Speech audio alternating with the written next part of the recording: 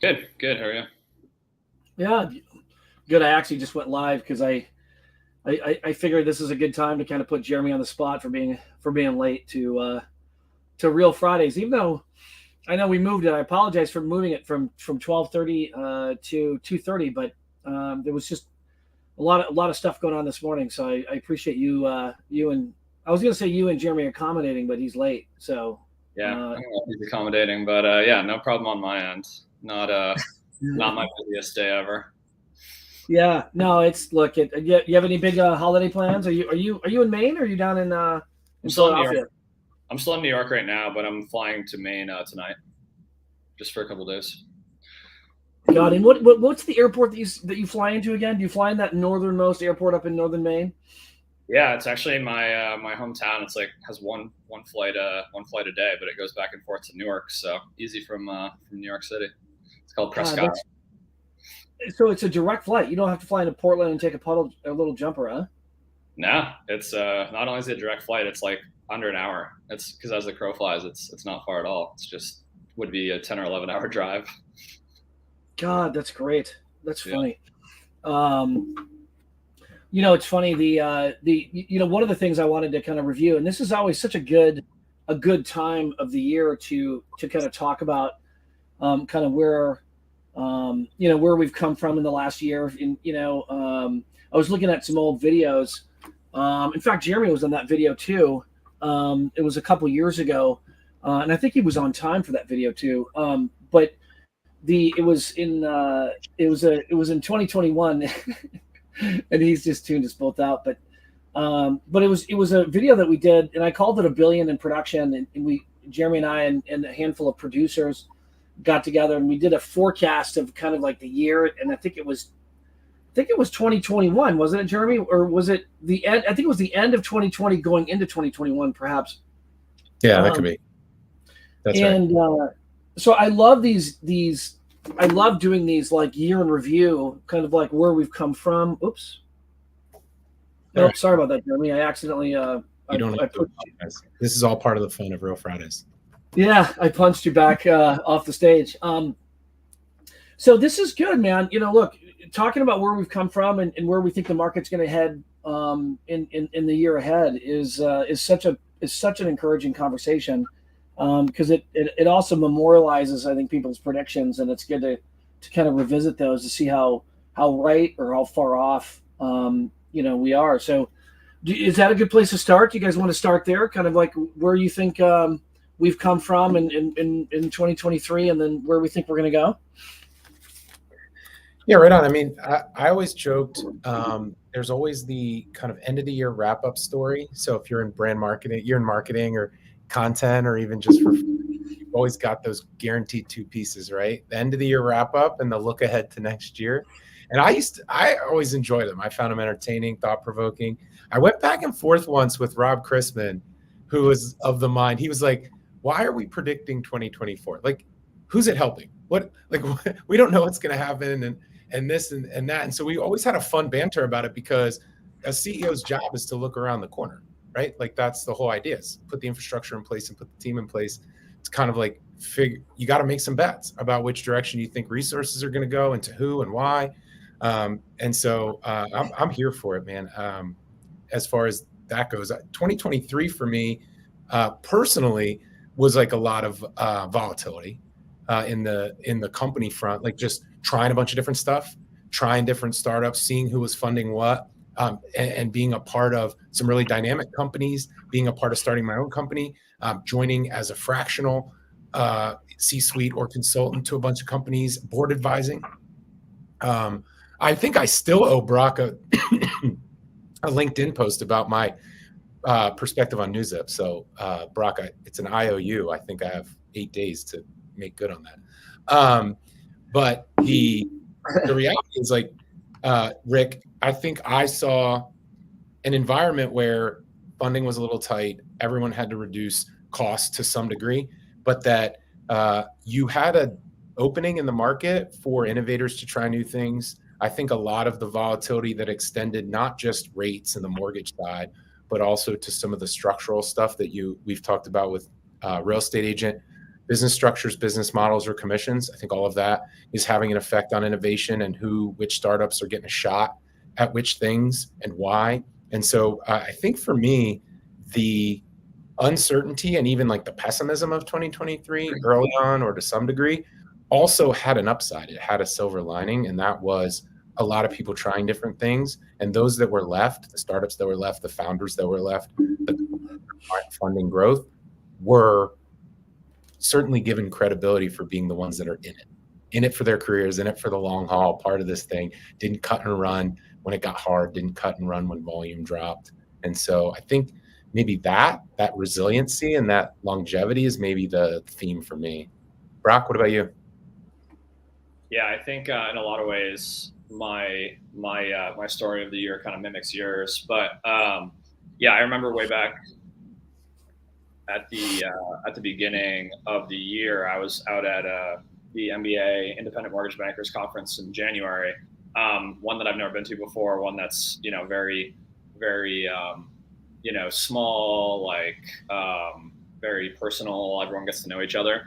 And I remember I was given a lot of credit for going. People were like, "Oh, like you're a younger guy at a startup that's even in times like this, still getting out in the industry, still getting out in the still investing and making relationships here."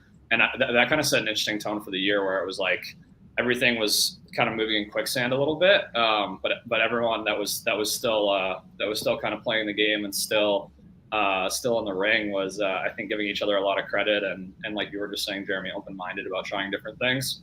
I also changed companies this year, went from a pretty significantly venture-backed startup to a really early stage C-suite job here, running basically setting up the vast majority of the partnerships and sales for a new company in the space. So that was a big change, but one that I always wanted to make. And I thought this year was pretty fun in the sense of everyone knew they had problems to solve.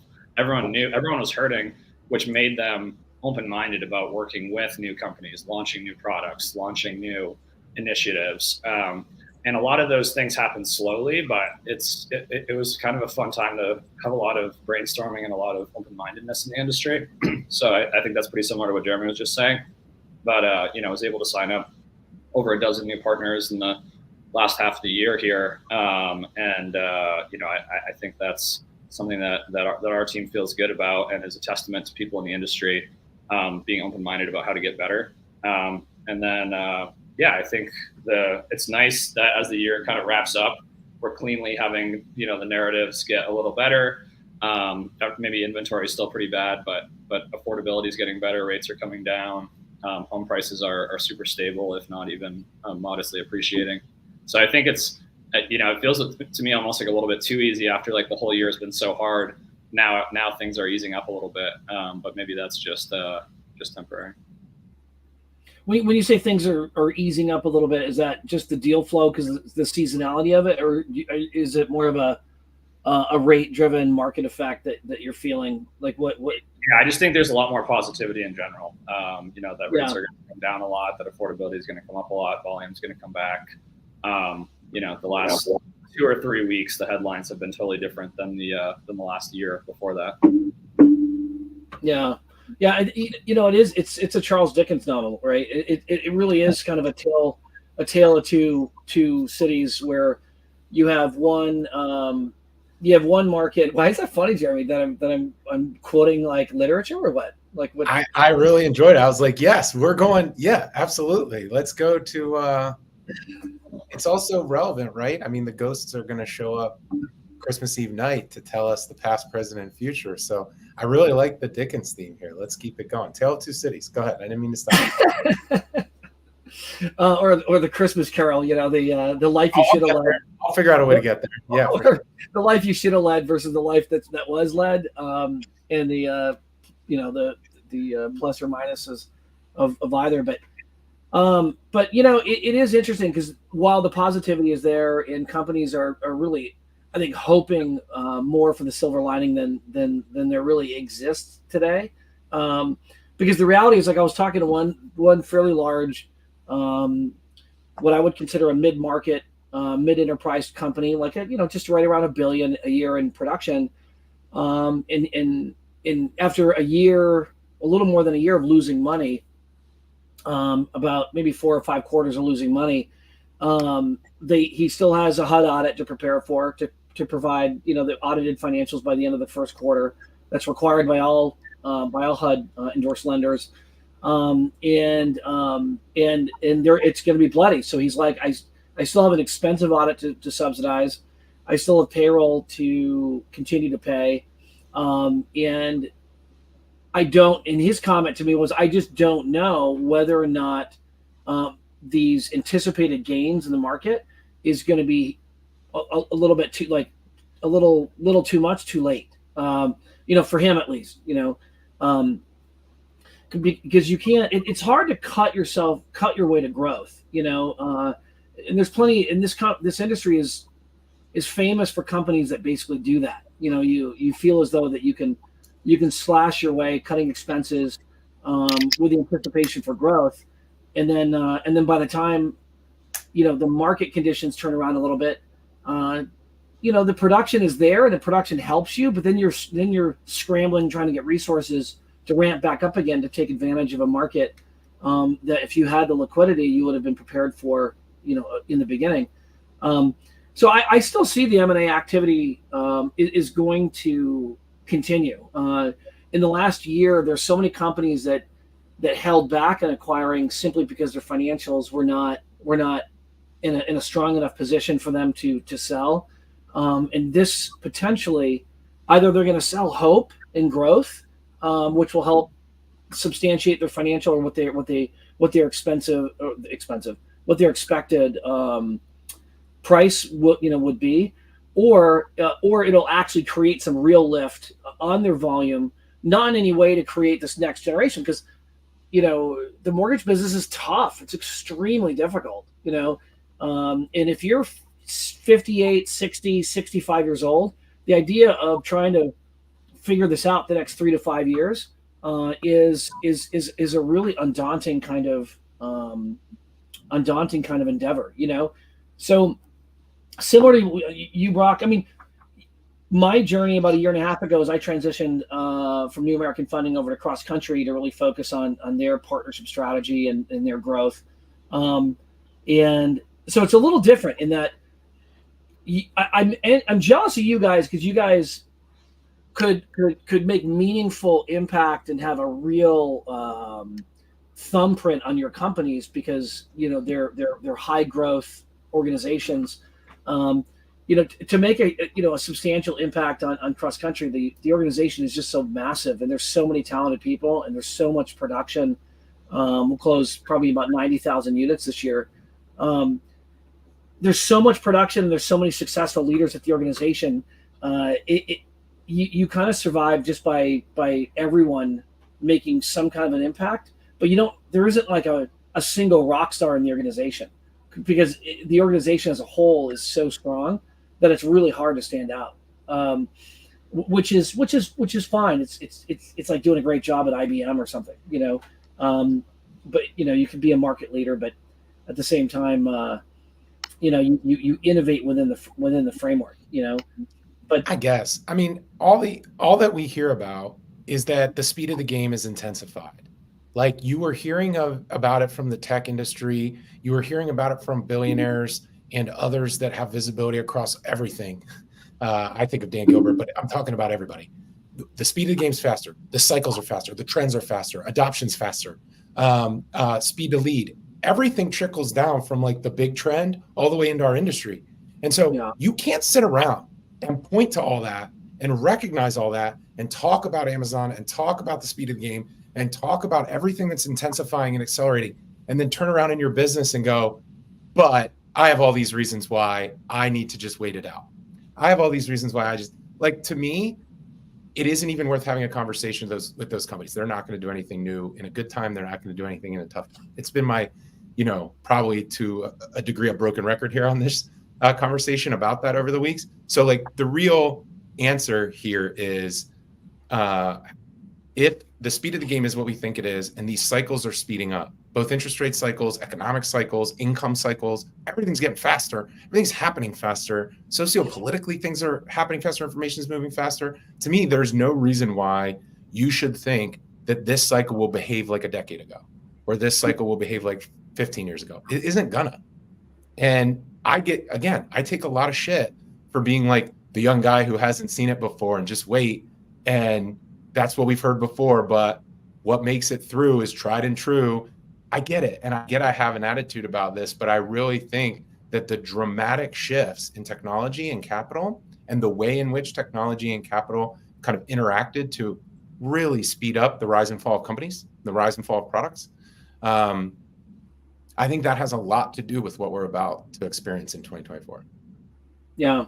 It's interesting you say that, Jeremy, because I do think that like the last decade was really a regulatory decade. It was kind of a regulatory decade and sort of a normalization decade. It was not a decade per se, where technology drove the innovation, or it was more like the federal government and local state legislators were constantly sort of implementing things that companies had to adjust to, right?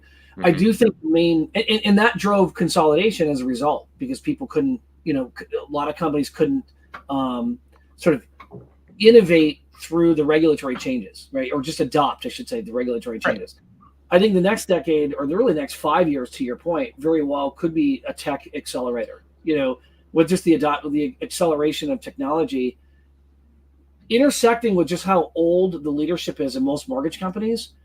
If you don't adopt new innovations, I don't think you're going to have a linear, like to your point, I don't think the next 10 years is going to look like the last 10 years, to your point. And I think technology is really going to be the key separator between those that really capture, especially with the dawn of AI. I do think that it's going to rapidly accelerate how companies grow, and those who don't are just going to get left behind. Let me bounce something off you. So mortgages are gasoline, right? Gasoline's on every corner. It all comes from the same 4 places. It all costs within 1 to 10 cents of each other, depending on how close you are to the interstate. And everybody has the gas station they frequent more regularly than others because of its location. So let's make that analogy to mortgage. There's money on every corner, whether it's a broker shop, a retail shop, or a digital corner, so to speak. It's all coming from the same places, and it's all within 10 to 15 basis points of each other, maybe a little bit more between broker and retail or whatever. So what do you do? Okay, you buy more locations. That's one way to grow. Just get more corners of the same old gasoline corner store. You start selling other things. You start selling chips and lottery tickets and booze and all kinds of other stuff. And that increases your opportunity. Or you start turning your gas station into something else, right? Into a restaurant and a coffee shop and a made-to-order Grubhub, DoorDash kind of place, like you see these kind of ginormous gas stations that are now like the everything store as you're going along the highway or you're going on your way to work, with like premium coffee and with everything you could want, healthy options as well as road trip food. And my point is, mortgage doesn't have that opportunity. Mortgage doesn't have the lotto tickets and the chips and the expansion yet, or at least most people don't. Maybe they'll add a title company, maybe they'll add an insurance agent or something like that. And we could, I guess, argue that that's the same, but I think mortgage has a real problem as it relates to becoming a commodity in an age of technology for a lot of people that currently own a corner gas station, or a couple of prime corners. It's going to get gobbled up. That's such a good analogy. I love that. And it's hard to do. I mean, that's one of the key aspects of, that I've been trying to do with, across country and just with lenders as a whole. And that is, how do you take something that inherently is just a transaction? It's extremely commoditized, and then add as much value in and around the home ownership experience leading up to getting into the home. And then actually, once you're in the home, to improve that experience as a whole. When at least the present day economics is centered around that transaction, it's so difficult to get people to sort of shift beyond that. Without necessarily compromising like innovation and technology and different investments, I think of like the traditional like stability of banks, right? The historic nature of banks have always been very stable, kind of like an a la carte offering of different things, but they always wanted to expand their wallet share of each consumer, whether it was home, auto, insurance, deposits, investments, your portfolio, that kind of thing, right? Um, but oftentimes that kind of growth comes at the expense of innovation. I mean, there's nothing more dull and uninnovative than most depository institutions, especially the larger ones. Um, and it's hard to take those institutions and to innovate out of those cycles. So it's hard. I don't know how mortgage companies will do it until one is actually successful in doing it, and then all of a sudden it creates a vacuum where it'll be a gold rush where everyone's going to try to rush to accomplish something they see appear to accomplish. Yeah. One of the things that comes to mind as you say that is, what was your institution built to do, right? So, if you build a funnel, I was having a great conversation earlier today and last night with some folks. If you build your funnel for lead conversion, lead by conversion, then you're building a funnel that takes in the big number at the top, and you have people messaging bankers who are like converting that funnel down to what you get. I think the big thing that you just described, Rick, is if that's your model, that's your DNA, you switch the funnel to be what the next funnel is. So getting away from last time's funnel, right? So Brock, you and I talk about this all the time, right?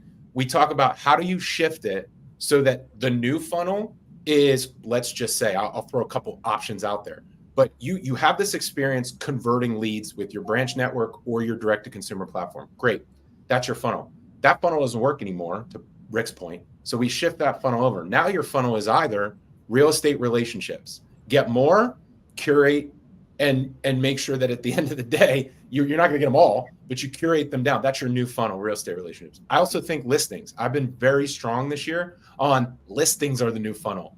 How do you actually extend tools and solutions, relationships, and data into the real estate world so that now the big number is the total number of listings in the country, and you're curating that funnel down to the ones that go to your mortgage company or convert on your tools or on your platform. And then I think the third is that proactive finance.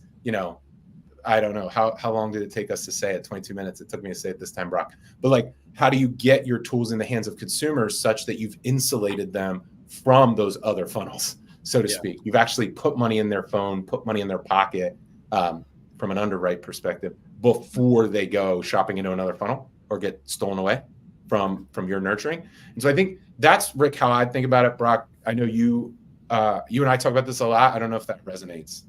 Yeah, in a lot of ways, that's what we're building at NewZip, right? Is that you can, in a box, launch your companion real estate company with your mortgage company that you already have, right? And so that gives you one of the big ones right there. Certainly, there's a lot of other additions to that. But I think I want to start, there's about 10 different things in there I want to respond to. So I think I want to start by extending your metaphor a little bit, the gas station. No one knows that no one per se wants gas. They want to go somewhere. They want to drive their car that they love. They're going on a trip. It's that kind of a thing. And so, when we were first launching Rocket Homes within, under kind of post the original Rocket Mortgage launch, I remember we said a lot, like, no one's looking to take out a loan. Everyone's looking to buy their dream home and things like that. Right. And so that's, there's a reason that Zillow gets, I think it's something like 50 or 70x more traffic than any mortgage website, right? It's a lot more people are looking at real estate than are looking at loan terms. So I think real estate's an obvious place to start because the two are so inextricably tied. But I think even more than that, it's like, what are all the other things consumers want to do? And I was talking to a friend last night at a bar where Amazon Prime Thursday Night Football was on.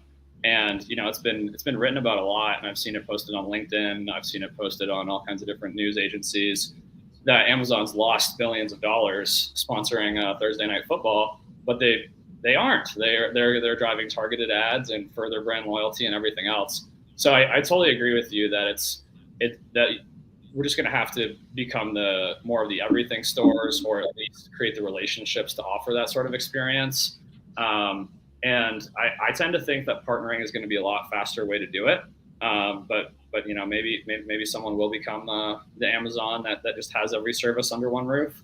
But the bet we're making at NewZip is that everyone's going to want to launch, that many lenders are going to want to launch kind of sidecar businesses that make sense next to them, right? Adjacent businesses. And so we make that really easy, where, you know, what used to cost millions of dollars to set up this whole real estate experience now can be done in days. So that's definitely the bet we're making.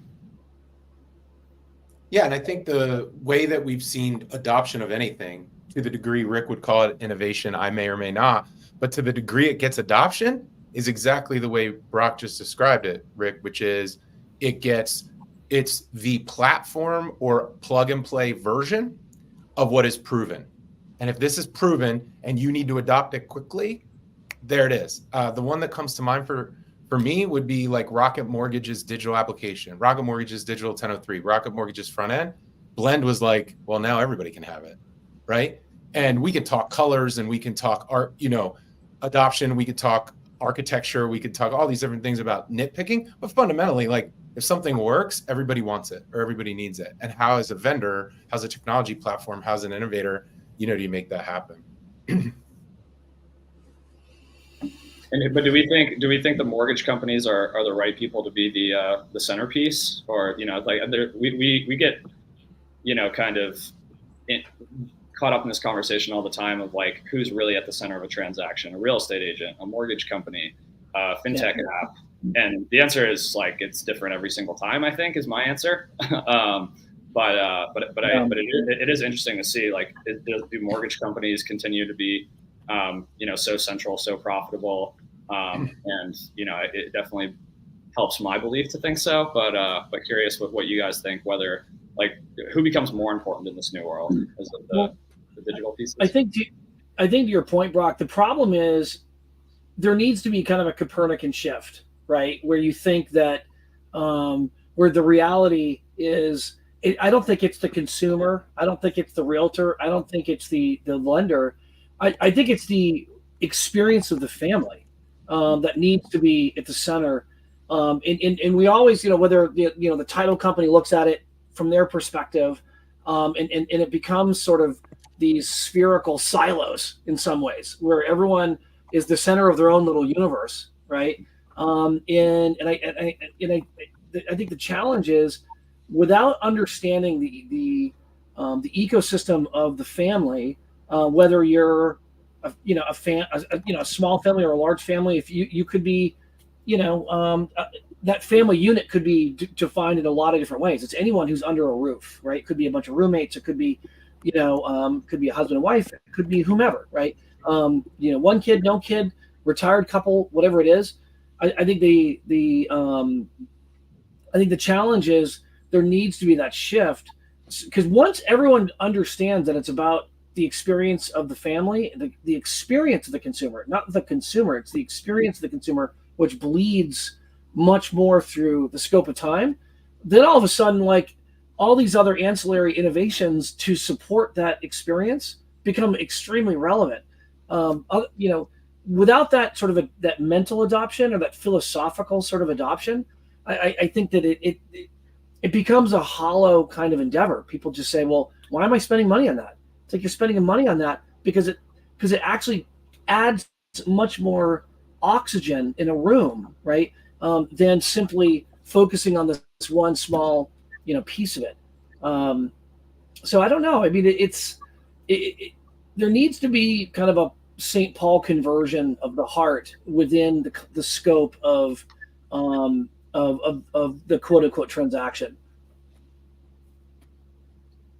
Literature, philosophy, the St. Paul on the road to Damascus conversion. I'll say this, Rick. I agree, man. I've been arguing for a very long time that, and I feel like I'm missing something, that like the first principles analysis that a lot of tech companies institute or looking at it, doing that jobs that need to be done from the consumer's point of view. The consumer perspective is it's one thing. it's financing a house one way or the other, to acquire one or to lower your monthly payment or, unlock something else you want to do in your life. But it's around the house. The shift that you're talking about that I know you think or that you've made is to make the house more central to that process. What else needs to happen around this? Financing, obviously. What else? It's funny that we've spent so much time on Amazon today because I want to go away from it because there's always the Amazon of whatever, just like there was the Uber of whatever 10 years ago. But to be clear, like, you're right, because what you said fits their model too. We come to your front door with anything you want, but we also got in your fridge through Whole Foods, and we also got on your TV through streaming and Prime. So like, it is this all-encompassing mindset around the things that we know our customers need or want. And even if they didn't expect it from us initially, they're going to come to expect it from us because it's so organic, the way we've wrapped it around the consumer or the home. We have done a poor job in this industry of that. I think it's becoming more a talking point as we're having it here. Others everywhere are talking about it, but the consumer sees it as one thing. It's not 5 different steps. It's not 5 different industries. It's one thing. It's a real estate transaction for them. One thing that always, one small thing that always cracks me up about what you just said, Jeremy, is like the difference between like mortgage conferences and real estate conferences. Totally different attendees, totally different topics, and consumers think they're the same thing. For sure. Yeah. I mean, David Kawada chimes in and listens to us a lot on this, and I talk to him quite a bit. And like, the idea that we talk about it, and some of us, David, are putting it in play, like really trying to change the way that search happens or the way that data is used to optimize the consumer experience around everything you could want in that moment. Once you close on a transaction, Rick, to your point, you're putting these other things about the house. I think we've only scratched the surface. I don't even think we've even begun to really transform the way you create a more holistic digital experience. I mean, that is the one thing, that you mentioned banks earlier. The advantage banks have is being able to curate financial products differently than other types of business models. The other thing they have is just data visualization that could happen that just doesn't happen at all. Visualizing your assets, visualizing the real-time value of your assets, visualizing how the home and the car and other debt you might have interact to tell you what a good next step could be, or to tell you what a renovation or a green energy upgrade might be: solar panels, EV chargers, heat pump, wherever we are in the country. Like, we're still treating those as separate products too. It's like, you want solar panels on your house to lower your utility bill. You want to do, there's a lot of homes, Florida, Louisiana, Texas, and California, doing disaster resiliency. You want to make your home proactively resilient to some of the natural disasters. That's a whole separate world, whole separate vertical. Doesn't need to be, but we continue to treat it that way because the Fannie Freddie 30-year fixed is so sacrosanct, and the rates are so low relative to other money and other capital in the industry, that it's just like, well, that'll never change. Oh, well, is a lot of the attitude I'm getting in this year and next year.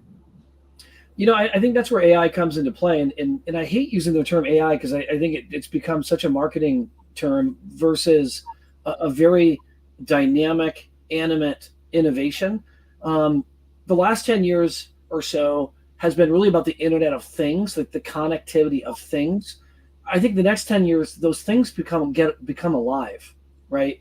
And I say that in a way where you had just talked about this, all these things that are orbiting around the consumer, right? Their debt, their car, their preparedness for winter, for summer, all of these things that sort of exist within the consumer's ecosystem.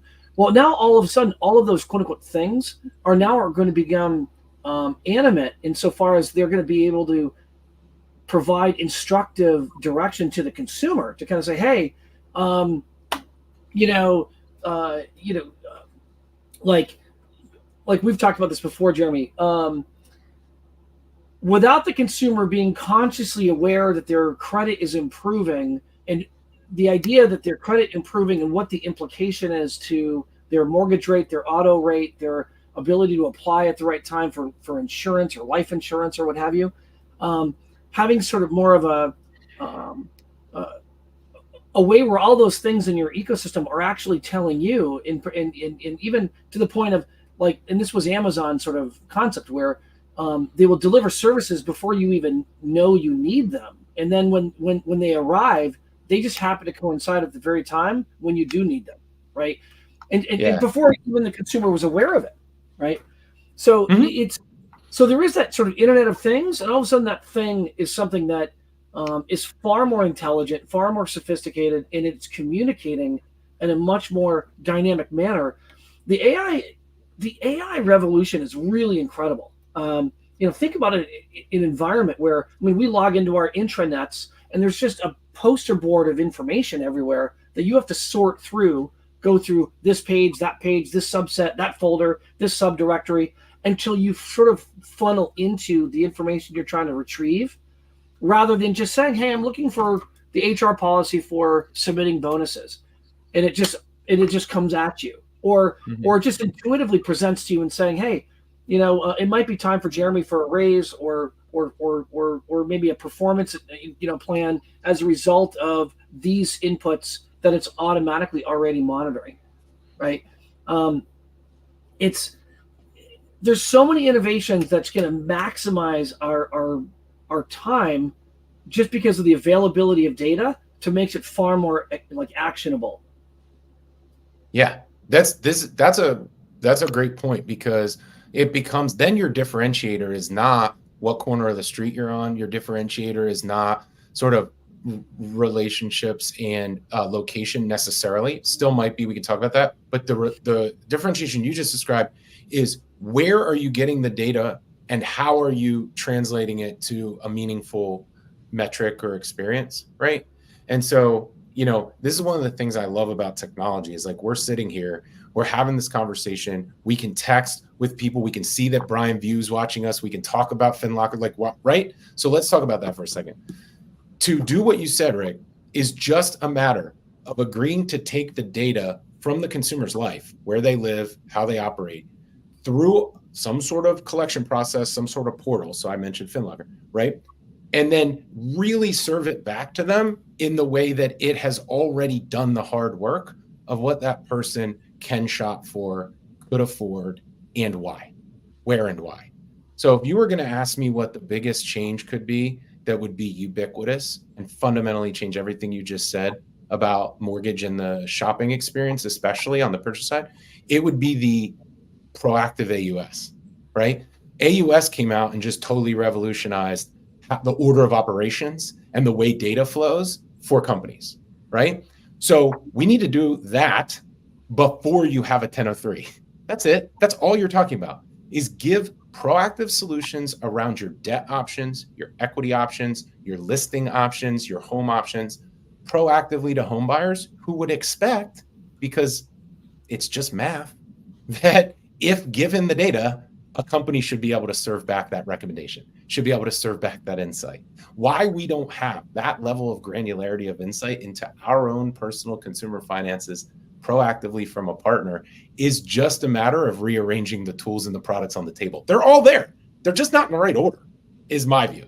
And I think some companies get it and are doing the hard work piecing it together, but it's got to go faster, because that's what consumers expect right now, in my opinion. It's just like, tell me, here's my data. Tell me, what can I afford and where and why?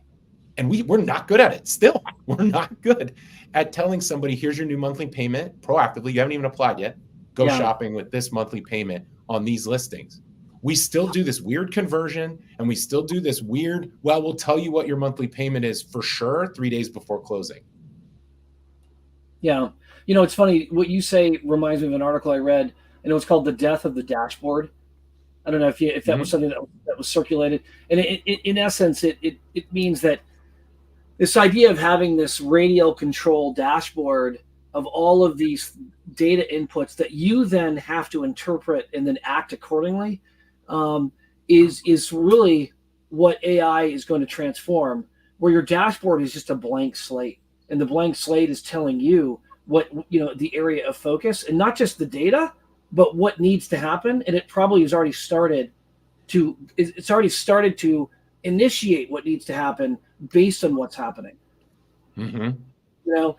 It'd be almost akin to the weather changing and the house kind of knowing it before you do, because you haven't read the weather that morning and of what's coming. And all of a sudden the house starts adjusting its temperatures, starts maybe ordering extra, salt for the road because, and maybe has already, contacted the snowplow driver to come and plow your driveway on, Saturday at 3 p.m. because that's when the snow is supposed to hit. And it's coordinating all of these things before you've even read the weather. I mean, it's a really, arcane kind of example, but it illustrates the point of how it's not just about knowledge of the data. It becomes the solution itself puts actions in place to do something with the data that the consumer wouldn't even know what to do if they knew the data to begin with. Mm-hmm. One of my favorite videos that I always used to go back to kind of think differently about fintech and mortgage was a video that actually Corning Glass published on YouTube in 2011. And it was called A Day in Glass, or A Day of Glass. And I'll put section. I just posted the link in the comments, Rick, but I used to go back to this video from 2011 that Corning posted called A Day of Glass, or A Day in Glass. And it was the way that screens were going to take over your daily life. I felt like it was in a positive way, meaning proactively helping you through your day with the things you care about. And if I could draw an analogy, it would be to watch this video and think of it as consumer data, or think of it as financial data. When I'm going through my life, I'm getting my first job, I'm investing in a 401k, I'm doing some of these other things that prepare me for home ownership. How do I have the partner that is a technology platform that I essentially say, this is my data. Now I expect to see on a regular cadence where I'm at. And these tools come to me without me even realizing that I wanted or needed them. That to me sounds like I guess it's the future, but I still am not feeling it all come together, and I'm still looking for it out there, I guess. So if you're working on that, let me know. Yeah, I mean, the democratization of the data comes with great risks at the same time, and there's going to be plenty of those people who say, look, I don't want you to have my data because I don't know what else you're going to do with it. And as a result, don't help me. Let me help myself. Right. That's the best. Well, isn't that the best part though? The best part is that leads to two futures. One future where customers, the market drives transparency around data. The actual customer is saying, I'll give you my data, but here are my stipulations on what I need to see on your end to make this relationship work for me. I'll use Gmail as an example. I understand the relationship. It's clear. You're going to give me free email. And as a result, I'm going to get ads for shit, for words that pop up in my email. That's easy. I get it. I like it. I want my free email. It's a fair trade for me, at least. And maybe I pay $1 or $2 for more storage. So that's one way the market, the customer, drives consumer-facing companies to be better about data and to improve. Then I think the other thing is maybe a competitor pops up and does the exact opposite, right? I'm talking about this proactive open data model. To your point, this is the beauty of true differentiation, not what we were talking about earlier with commodities, but like a true differentiation is somebody will come along and say, I have a different view. I do this with your data. And now we have platforms who are truly competing on the fundamentals instead of just another marketing campaign or just another $500 discount. So are we going to see any of this? I mean, what do you think we'll see in the next year? I mean, do we move the needle in any of this stuff? I mean, I know. I mean, I've had conversations with our CIO, Dean Thevenos over at Cross Country, who's a real visionary, and he genuinely understands the benefit of AI, and is planning on making investments in that direction.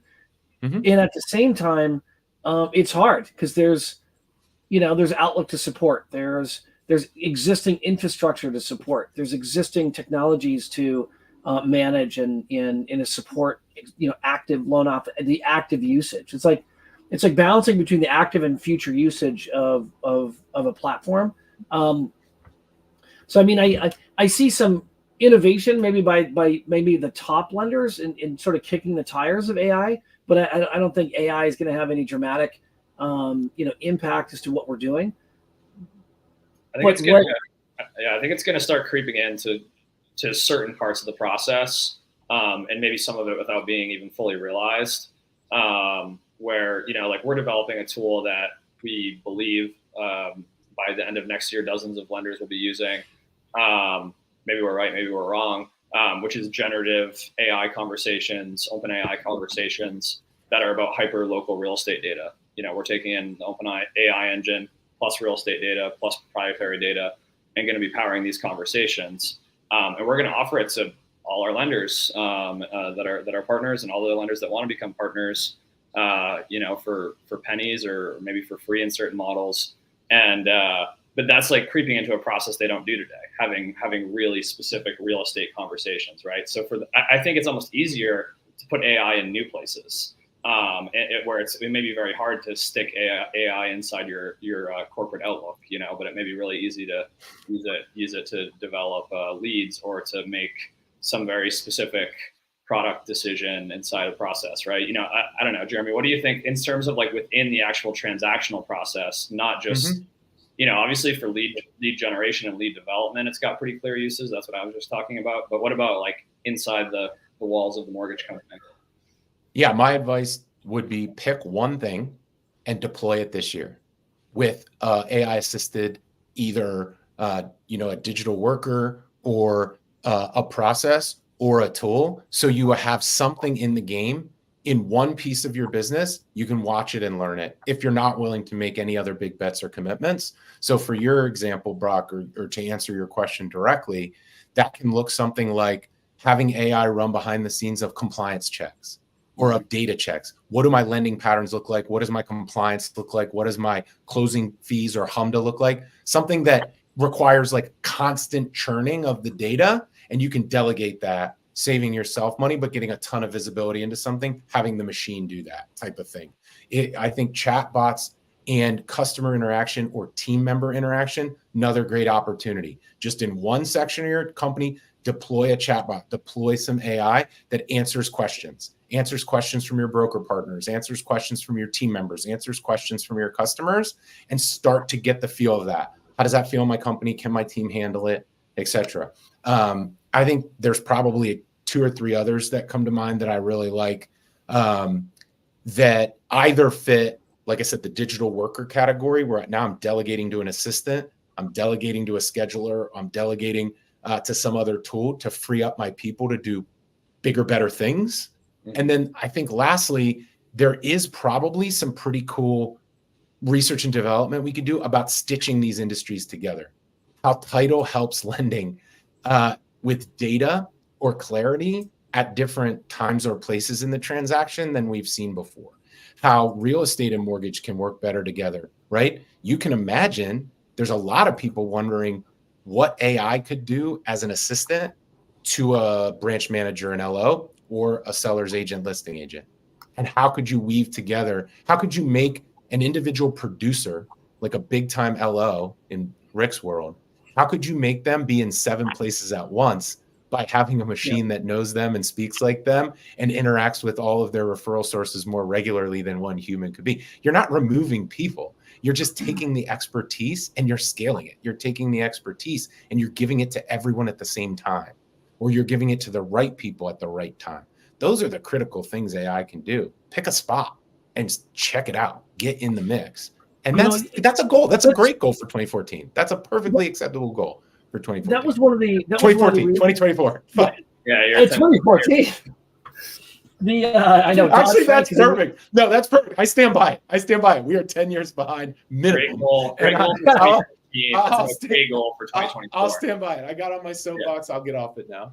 No, that's my cue. That's my cue. To illustrate your point further, I'd say it slips my mind. What was the product and pricing engine company we just had on recently? Poly.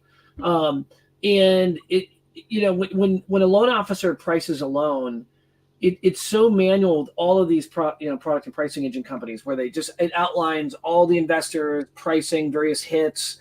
If you pay a half a point, 2 points, whatever it is, you see this master grid that you in essence have to interpret, and it's based on really the expertise of the loan officer, and the consumer gets hindered based on whether or not your loan officer is excellent or terrible, right? That range it gets hindered. So AI is the great leveler. where it can make every loan officer, you basically embody, and you said it, I think, almost perfect, Jeremy, where you had said something about scaling the individual LO to your top producing LO so that LO can be in like 7 or 10 different places at once.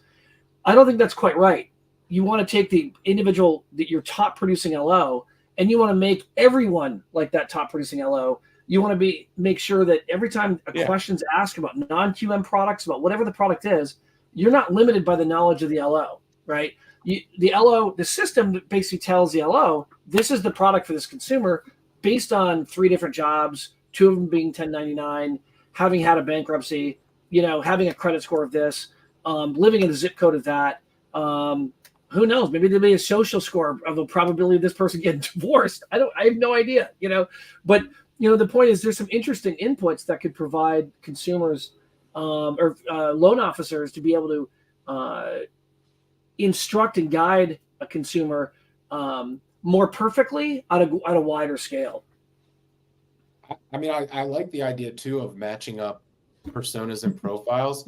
Matching up personas and profiles with what the individual has said they want. If you have people choosing, I want this type of experience, and you have technology and people behind your company who's able to meet that consumer and said they've selected the early adopter experience, or they've selected the assisted experience, or they've selected the manual experience, the ability to serve up to a consumer and slot them into the right match for AI or with the technology that your people are now kind of like intertwined with. That seems like a very valuable consumer experience that we don't have today. Jeremy, you're right in the mix of all this in a way as a problem solver, not as one of the people that's part of it. But what do you think of all the data security issues we're seeing in the industry? Is that going to be a significant blocker to any of the open environment we're looking at? Flip on the radar? What do you think? I mean, certainly vendor management at every other company has become a priority one, top tier priority because of these issues. Like everybody kind of takes a step back in these moments and goes, I'm going to reevaluate my stack. I'm going to reevaluate my vendors when something like this happens so that I'm not the next headline. When you talk to cybersecurity experts and especially cybersecurity lawyers, what I'm hearing is it isn't a matter of if, it's a matter of when. And when it happens, how high profile is it and how severe is it? The other thing I think that's a relevant thing here is when a big logo gets hit, like we're seeing the title space, when the top logo gets hit, I think a lot of these organizations that are perpetrating this just go to the next, they try the vulnerability at the next logo next door, or the next logo. Maybe if it's not first and second, it's 1A and 1B and whatever. And so I think in an industry, when you see a big player get hit, every other player needs to be ready, because a lot of these times they'll just try another logo and try another logo and try another logo and try another logo until it runs out or it stops. So I guess my comment to your comment, Brock, is it brings everything to a grinding halt across our industry, and everybody should be ready because you could easily be the next one. And so I think what you see is a lot of business partners, this isn't the time to take shots for the most part, because everybody's might as well. I mean, it could easily be us. So let's just all get in this together, or all, kind of try to do best practices or put out what those standards and best practices should be, and then move on. But man, it is disruptive. It's painful. It's expensive. So it's going to be all those things that, Brock, Rick, you mentioned, we went through this with compliance, all the cost and time, adopting new regulations and technology and compliance, probably going to go through that again with cyber, or it's going to be an ongoing spend that only increases. Either way, it's here to stay. Yeah, no, that it's a painful lesson to learn, but I will say it's an opportunity for good leadership. I remember when Supreme Lending was hit a few years ago. I think it was just prior to COVID, or it was right around COVID. And they were held hostage for whatever it was, several $100,000, kind of a ransom note. And it was a very professional, ironically, I think it was Ukrainian or Russian hackers that basically, had encrypted their Encompass platform and basically said, look, you wire whatever it was, $300,000 or $400,000 to this account. Or otherwise we're going to do something with your data. And they ended up wiring, set amount over to them. And it was amazing how professional they were about it.